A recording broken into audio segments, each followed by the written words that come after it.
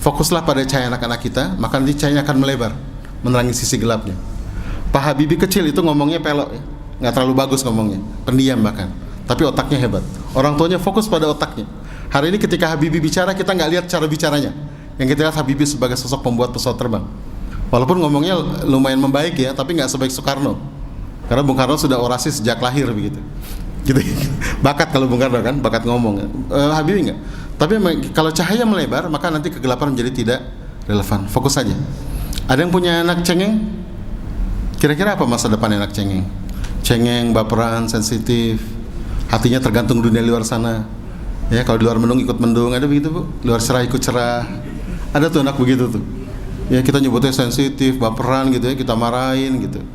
Ada seorang ibu juga tanya, Ustaz, anak saya tuh sekarang 11 tahun, cengeng minta ampun.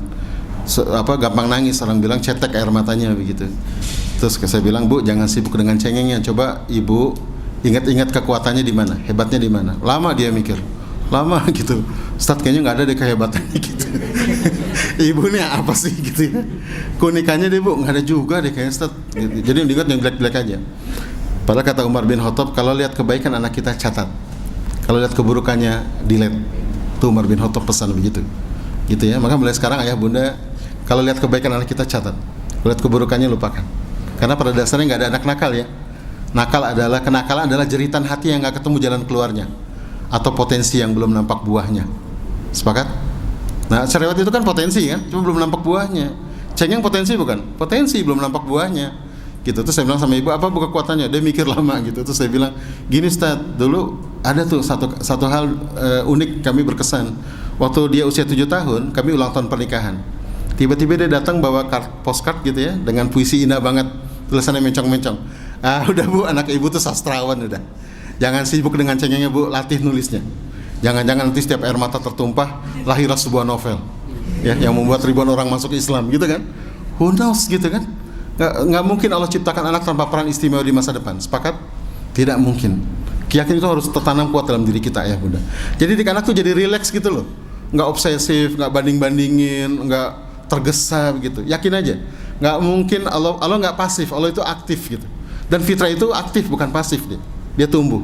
Ibaratnya kita beli HP, itu fitur-fitur yang sudah diinstal, tinggal diaktifasi saja. Jadi jangan banyak lebay obsesif atau lalai pesimis. Ya, aktifkan saja. Kita biasa lebay obsesif banding-bandingin anak tuh anak tetangga sudah 5 juz, kamu juz alpukotnya nggak kelar-kelar gitu. Anak tetangga sudah 7 juz, ini wah banding-bandingin anak. Kan tiap anak berbeda juga ngafalnya. Para sahabat Nabi juga nggak sama kecepatan ngafalnya gitu, ya kan? Nggak semua sahabat Nabi hafal 30 juz loh. Silakan baca sirah. Mereka memang banyak menghafal, ada yang 28, 29, 27 gitu ya. Tapi nggak semua full 30, hanya sekitar 6 sampai 7 orang yang full. Begitu. Kan zaman Nabi juga begitu. Karena memang ada orang-orang yang khusus ditugaskan untuk mencatat Al-Quran dan menghafal Al-Quran. Jadi jangan sekali-kali membanding-bandingkan anak begitu. Kan tiap anak unik gitu. Tiap anak unik, punya kecepatan yang berbeda. Begitu ya. Jadi saya bilang udah jadikan dia sastrawan saja. Begitu. Jadi setiap anak pada galibnya punya peran istimewa di masa depan. Sepakat? Sepakat. Nanti pulang ke rumah lebih rileks ya. Ya, lihat sisi cahayanya, lihat sisi positifnya, lihat kebaikan-kebaikannya. Mustahil Allah tidak misal kebaikan. Cuma kita aja lebay kan. Ya, kadang-kadang tadi potensi itu kan di ibaratnya pohon ya. Baru tumbuh berapa helai daun kan kita nggak melihat buahnya gitu. Ini pohon apa sih geragas begini, tebang gitu. Selesai udah.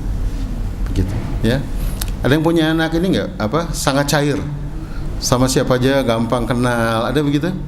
Kalau itu waktu kecil gampang diculik tuh, sama siapa aja langsung gelendotan begitu kan? Ada tuh anak begitu, gitu. Sampai gede tuh Bu, itu bawaan lahir itu, gitu ya.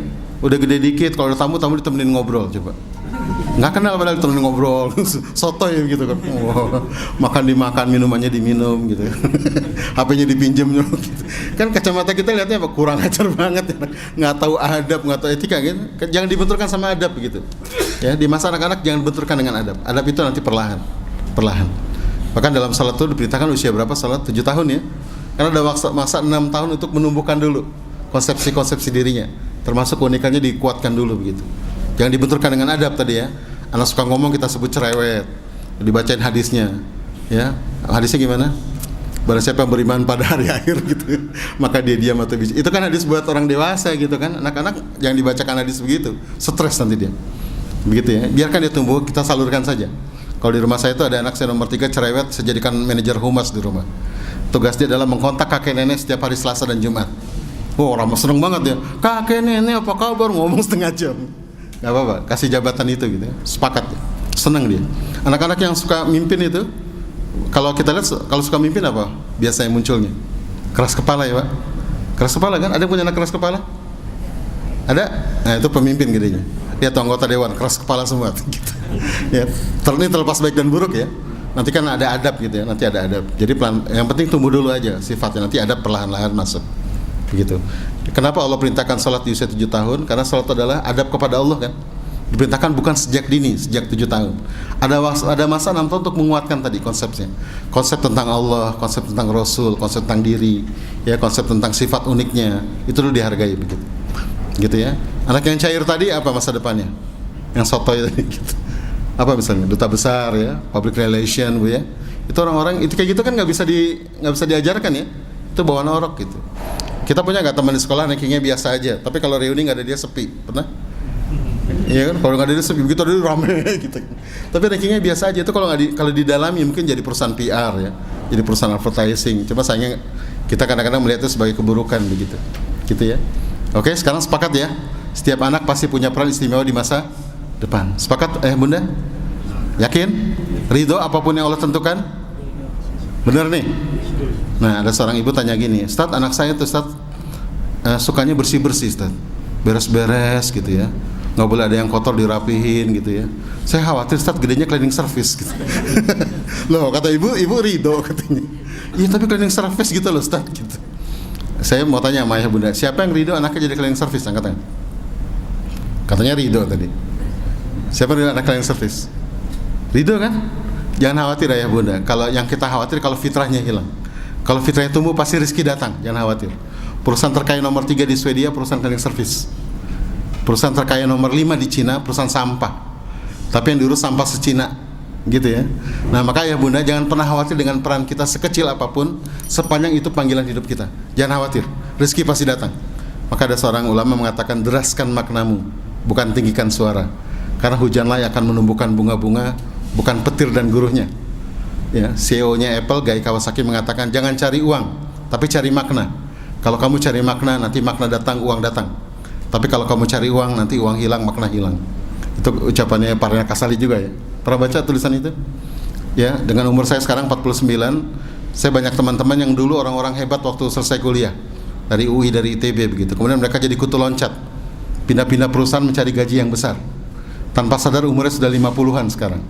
Ya kan? Anak-anak muda yang lebih hebat muncul menggantikan posisinya. Cantelan-cantelan direksi sudah pada pensiun. Nggak ada lagi yang mencari dia untuk bekerja. Saya punya teman, mohon maaf ya, alumni ITB sekarang dagang gorengan.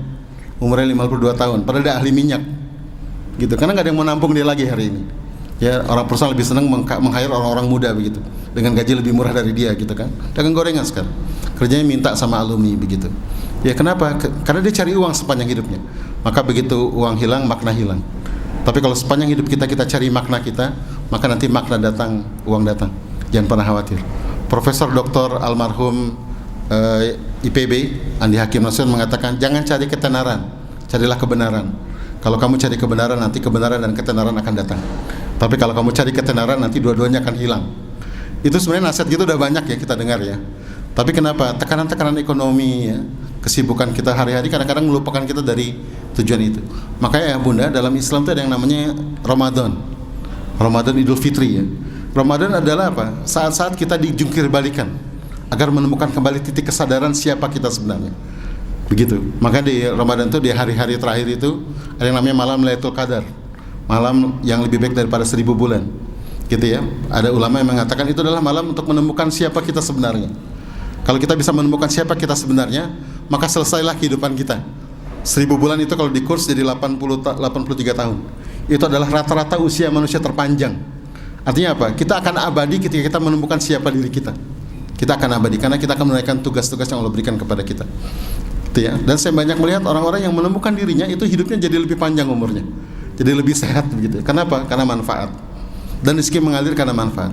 Orang-orang yang bekerja karena panggilan hidupnya itu sudah pasti akan memberikan manfaat yang besar. Sepakat nggak? Kalau orang bekerja sesuai dengan panggilannya, dengan bakatnya misalnya, maka pasti performanya bagus. Kalau performa bagus pasti banyak manfaatnya. Sepakat? Kalau banyak manfaatnya pasti apa? Rezekinya akan mengalir. Karena price itu kalau di ekonomi apa? Price adalah harga yang kita bayar untuk sebuah manfaat gitu ya. Makin besar manfaatnya makin kita mau membayarnya gitu.